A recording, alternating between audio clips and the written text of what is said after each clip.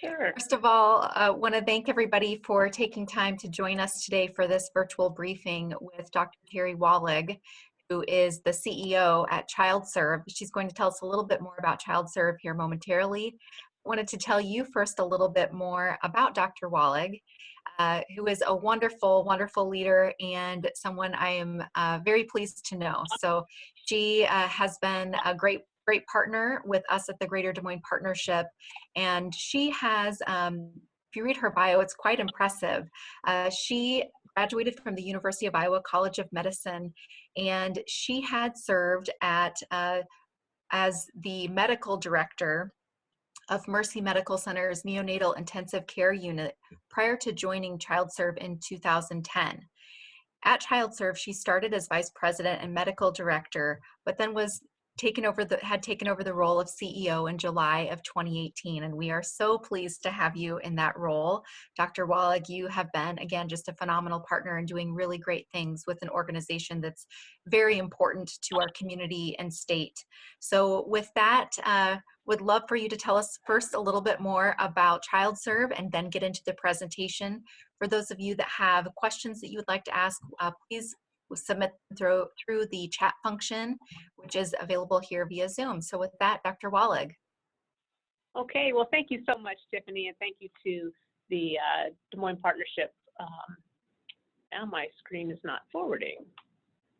Well, while Emily's getting us set up, I just wanted to introduce ChildServe a little bit to those who don't know. We are a large nonprofit.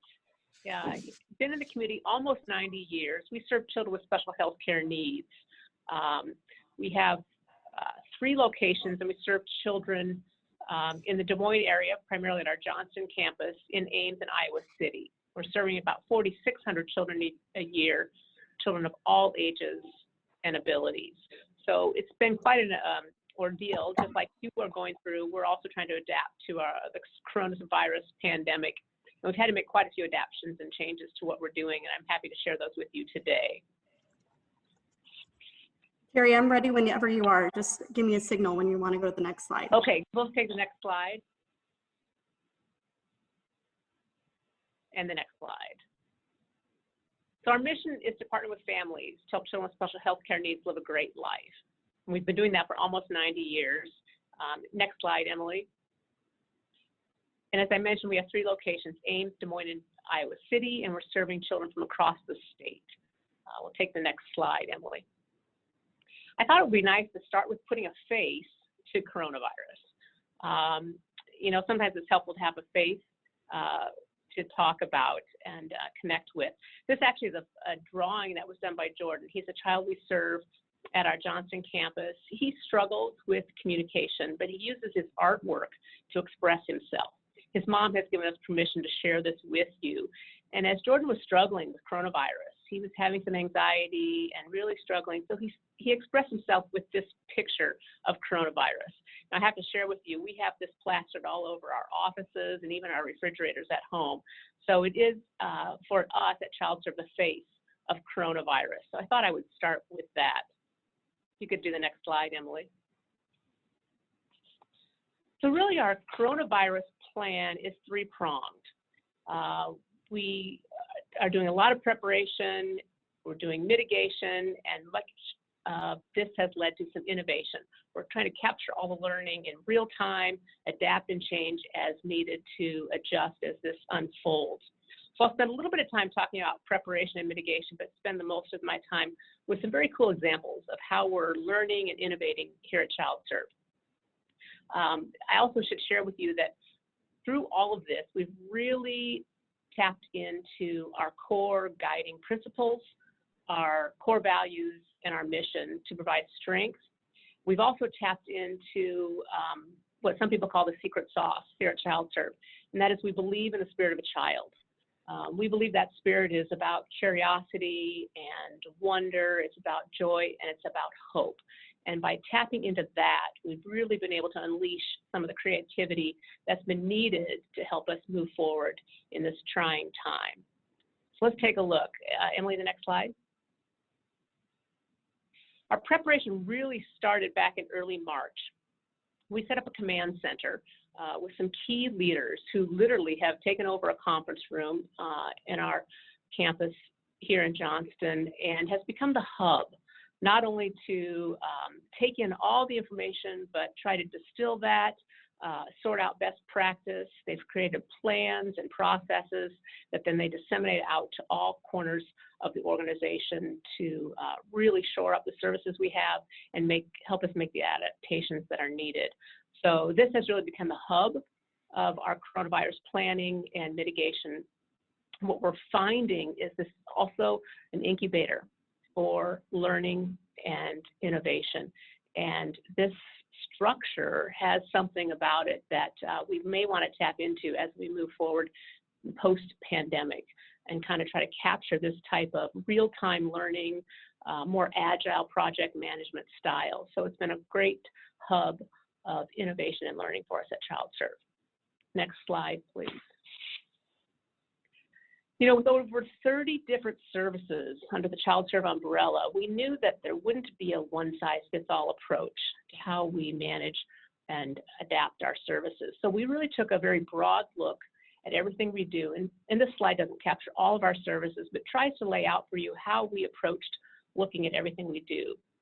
Our primary focus was maintaining the safety and health of the children, the young adults, and the families we serve, as well as the ChildServe team. So we looked at the health of the population, we looked at how the virus was spreading, and we tried to create some high-risk, low-risk areas is how we divided up our services. There's a lot here, but in the orange boxes capture some of the different types of services we offer at ChildServe. We go to the very right part of the slide. The orange box with the solid purple outlines are those services that we haven't had to change. For example, case management on the far right side. On the far left side, our inpatient units and our group homes. Those services are running today like they've been running before, only with incredibly enhanced infection control practices and very strict visitation policies to maintain health and safety during this time. What's unique about those services in case management, for many years, the case managers have been doing telehealth. They actually were seeing and helping families navigate the complex services and payment methodologies and doing that virtually. So that was a good service to continue and keep going that way. On the left-hand side, our inpatient services include 2 inpatient units. One is a long-term care unit for children with very complex medical conditions who need 24/7 nursing care. The other unit there is a pediatric rehabilitation unit for children with brain injury or spinal cord injury who need intensive rehabilitation before they go home. Both of those units are like hospital units. Children stay overnight and they reside with us. So again, those services are running at full census, and we haven't had to modify the service delivery other than just wrap them in all kinds of extra protections for infection control measures. All the other services with the dotted outlines reflect those services where we've had to make some changes. We've had to adapt. For example, outpatient therapy. It's a large program. We serve over 1,000 visits a week at our Johnston campus. Kids coming and going for physical, occupational, speech therapy.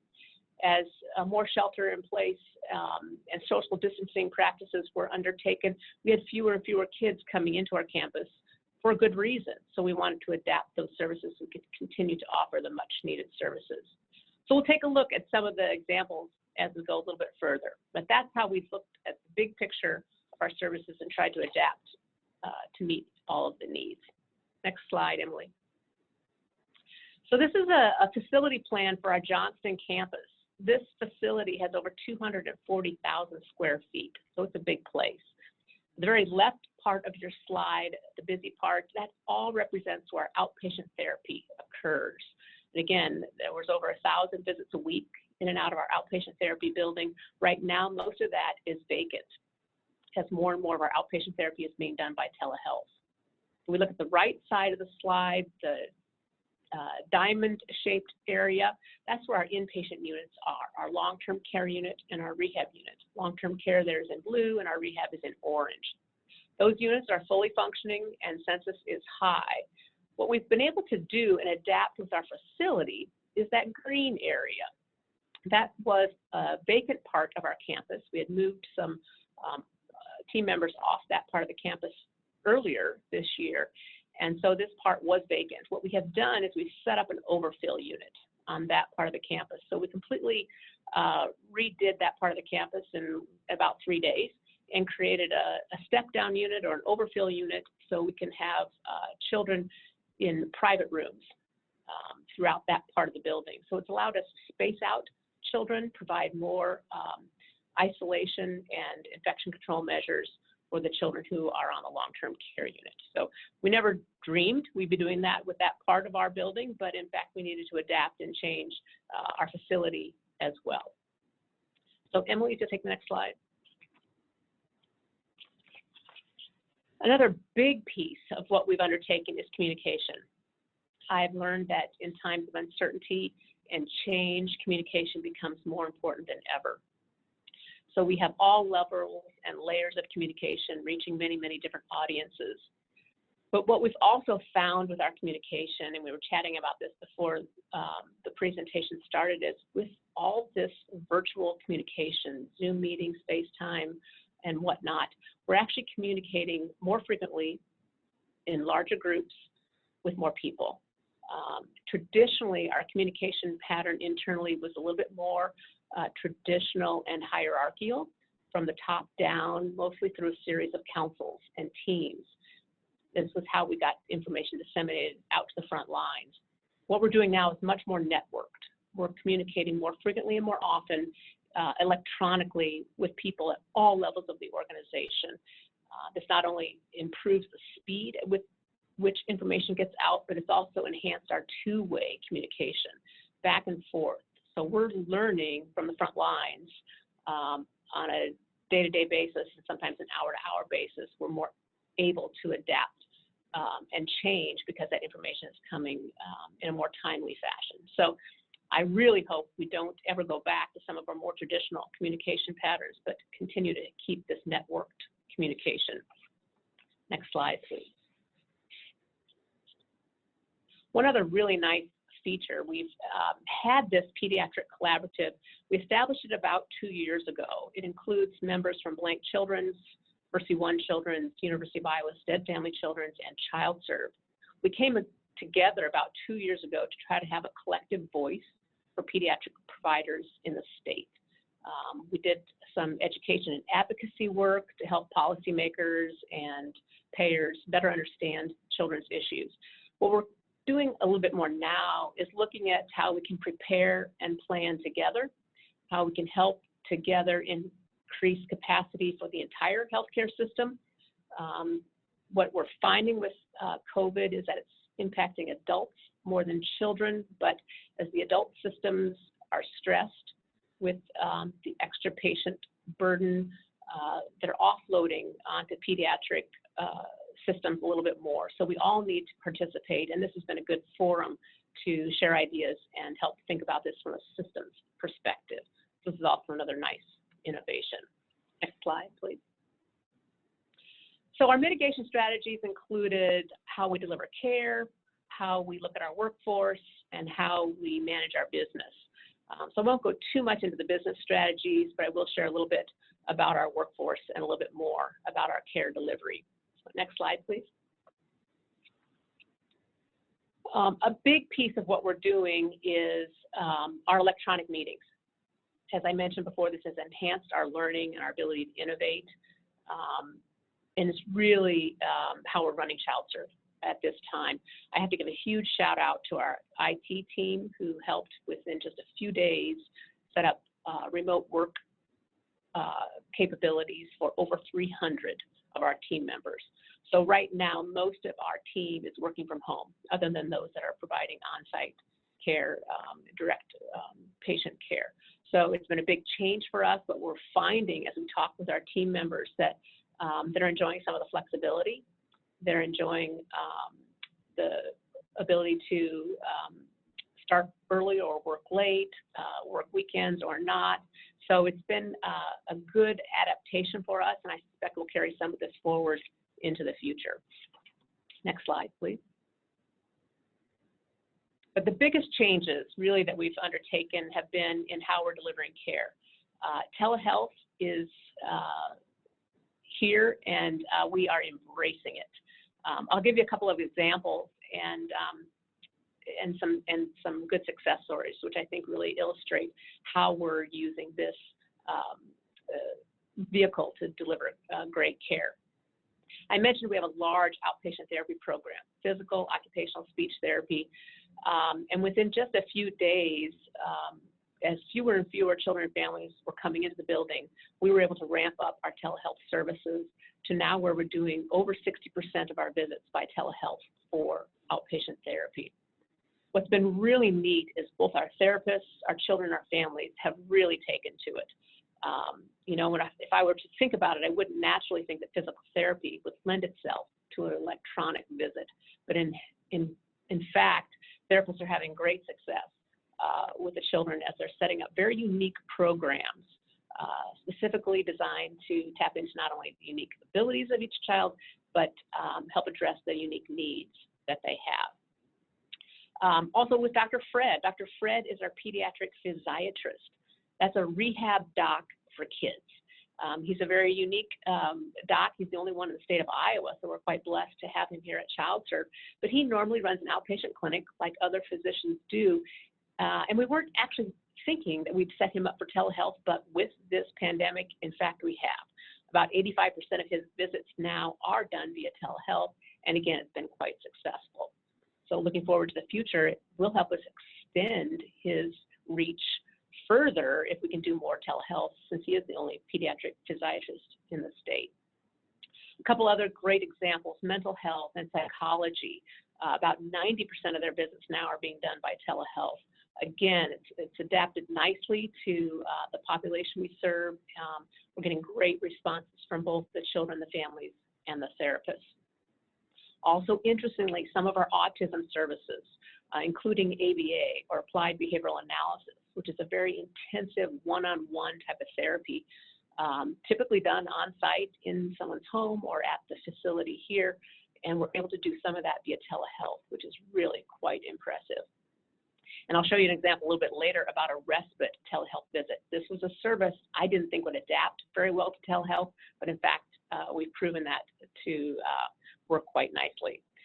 Interestingly, we've had last week 11 new referrals, so new business coming to us for families that have heard we offer telehealth services for therapy and want to get those services for their children. So we're maybe seeing that this is much needed service and this modality works.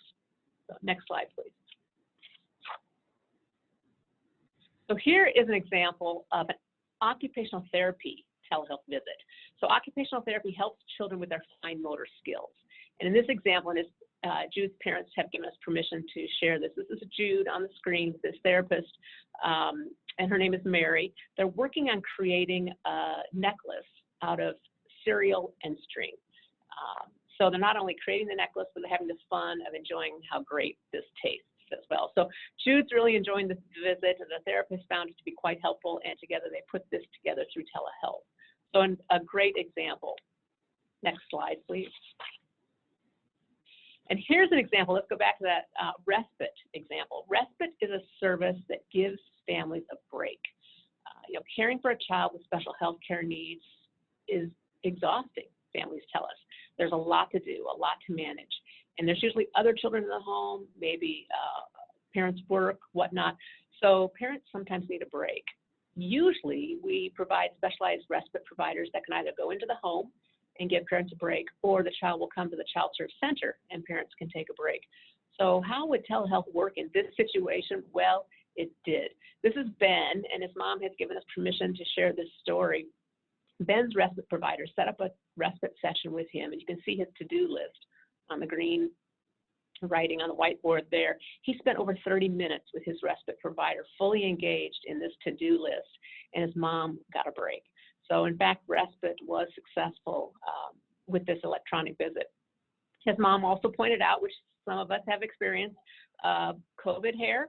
We're all sporting some more interesting hairdos as this pandemic extends.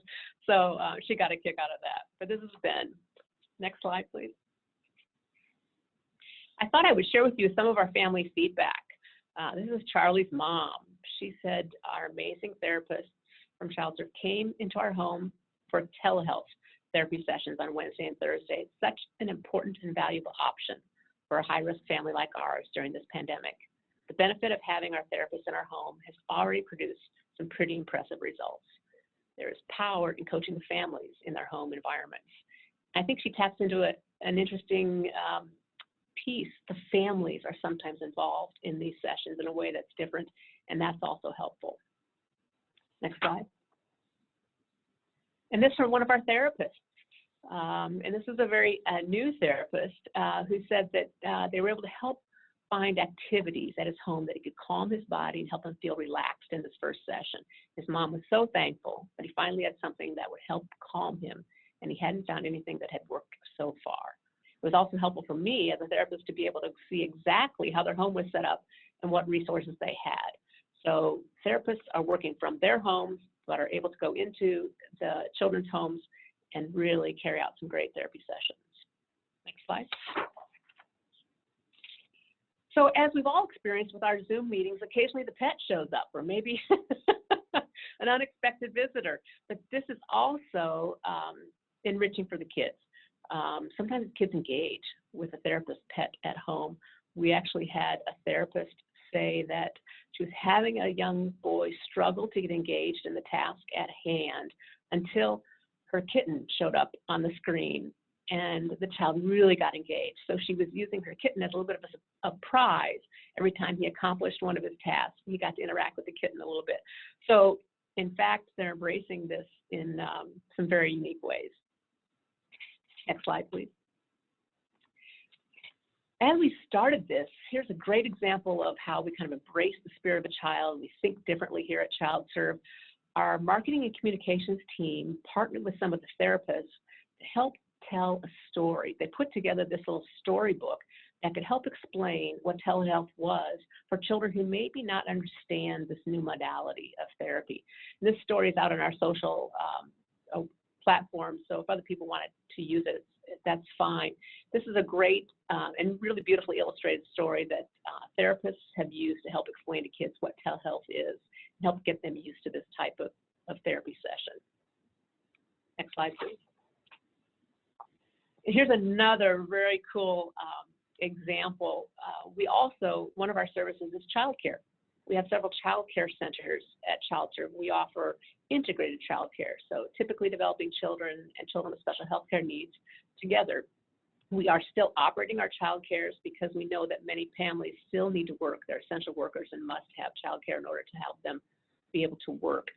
Although some of our ChildServe volume is down as more families are staying at home. So what the kids were expressing to the childcare staff was that they were missing their buddies. So they set up some Zoom meetings with the kids at the centers with kids at home. So once a week, they have these Zoom meetings where kids get to giggle and laugh and share and enjoy some time together electronically. So another great example of how we're trying to embrace the challenges and how to use technology, and perhaps this will carry forward after COVID. Next slide, please. And here's another example. As we started out our planning, we wanted to maintain our spirit of a child. We wanted to do this kind of in a ChildServe way. So our marketing and communications team put together calendars of fun events. We call them Sunshine Boosters, and they produce a calendar every couple weeks. And each day there's a focus. There's something fun, something meaningful, something that for them to do, and it kind of boosts the spirit in the team around here at ChildServe. So we have actually produced these. We're getting some great feedback from our team members. In fact, we belong to an association of providers from across the country, and a couple of those providers have adopted the Sunshine Boosters and are actually implementing them in their states. So another nice ChildServe style that likely will move into the future as well. Next slide. So as I think about us in the future, I think what we are capturing from this experience is that we are staying true to our core values and our mission. We're tapping into the spirit of child to foster creativity and innovation. And we're capturing the learning along the way so that we'll be stronger as a result. By really pulling on those three levers, I feel that we will survive and become stronger and more agile in the future. So that is a huge benefit for us. You know, I read a quote once that I think is very apt for this time, and it goes like this: I believe any organization, in order to survive and achieve success, must have a sound set of beliefs on which it premises all policies and actions. And I believe that if an organization is to meet the challenges of a changing world, must be prepared to change everything except those beliefs. So I believe we're tapping into that. We're adapting to change, and we're staying true to our core beliefs. So that is how ChildServe is trying to navigate this unprecedented and somewhat scary time. So with that, I will pause and see if there's any questions. Teri, thank you so much for that overview. It is incredible how much work your team has done and how quickly you have pivoted, and certainly it was a requirement, right? There was a necessity to do so quickly, but your team has certainly adapted, and really appreciate those stories and photos that truly do help us understand the impact of the work that your team is doing. While we're waiting for questions to come in via chat, I have a couple questions that come to mind. You shared the daily sunshine boosters, which is a great idea that I'm going to share with the partnership team. I love that idea. And as you think about the culture and morale of the team that you've built, you are known as being such a positive force in the organization. In addition to these sunshine boosters, what else are you doing to keep morale up and keep the strong culture that you've built? Yeah, that's a great question. You know, what I miss the most is all the personal one-on-one interactions, both with team members and with kids. That's what really fuels my energy and my optimism. So I still try to tap into that, and we're doing some of that more electronically. But whenever I can communicate with our team, I am inspired by them. And part of what I need to do is step back enough and allow them to carry on and do some of this great work. So I have to still get my energy from them, but get it in slightly different ways. The other thing I was reading just the other day, and I think it's quite apt as well, it's the Stockdale paradox. Somebody interviewed Admiral Stockdale after surviving 8 years as a prisoner of war in Vietnam, and he talked about how what helped people survive in uncertainty and changing times was not just optimism, but also a balance with realism. So trying to maintain a balance of optimism and realism, you know, this is hard. And I think it's also important to acknowledge to the team and people who are going through it that this is really hard and there are huge sacrifices and it is scary. So acknowledging the reality as well as providing optimism. So trying to keep that in balance, I think, is really, really important. Thank you. We also have heard and have been working closely with different health systems on PPE needs.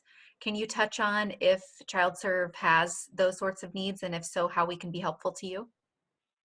Yeah, we, like everybody else, works tirelessly to maintain supplies and manage the supplies we have.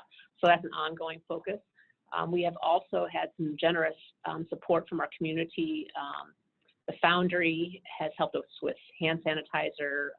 Fairway has helped deliver hand sanitizer. We've had John Deere create some face masks. Kemen with gowns and masks. Oh gosh, I'm sure I'm forgetting some, but we have had people contact us to help support, and there's an ongoing need. So keeping the word out that all healthcare organizations need help with PPE is important. Thank you. Are there any other questions? If so, please feel free to send them in via the chat function. Just a reminder, this is being recorded and will be shared on the partnership website Additionally, we are taking this content and turning it into a blog. I think some of the quotes that Dr. Wahlig has shared today and that advice of balancing optimism and realism, those are really great takeaways for those of us that aren't on the front lines like many of you, but still working through this in our own ways and own organizations. You've certainly provided a lot of perspective and really valuable information. Dr. Wahlig, appreciate all you and your team are continuing to do for this community and for the state. With that, would offer you the opportunity for any closing comments. Well, I think the Des Moines partnership, I think also your efforts around Des Moines Strong and supporting our community are just incredible and so very needed at this time. Also sharing information is very, very important. We're getting inundated with information, so having some trusted partners help us distill some of that is very, very important. So I think helping us stay connected is really, really important. A lot of us are undergoing the same type of stress, and the connection helps. So thank you. Thank you. We do have just a comment. Want to make sure you get the opportunity to see that. Dr. Wahlig from Kyle Oppenheisen just saying thank you about talking about the Stockdale paradox. That's a meaningful story during this time, and keep up the great work. And I know many of us feel that way. Really, again, appreciate you taking time to chat with us. And with that, this content will be available on the partnership website. Thank you again for all the work you and your team are doing, Dr. Wahlig. Okay, thank you. Have a great day. All right, bye-bye.